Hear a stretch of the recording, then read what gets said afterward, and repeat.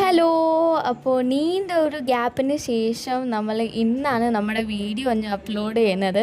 അതായത് കുറേ ദിവസങ്ങളായിട്ട് ഞാൻ എൻ്റെ വീഡിയോസ് ഒന്നും അപ്ലോഡ് ചെയ്തിട്ടില്ലായിരുന്നു. കാരണം എൻ്റെ എക്സാംസ് നടക്കുമായിരുന്നു ആൻഡ് ഞാൻ അതിൻ്റെ ചെറിയൊരു തിരക്കിലൊക്കെ ആയിരുന്നു.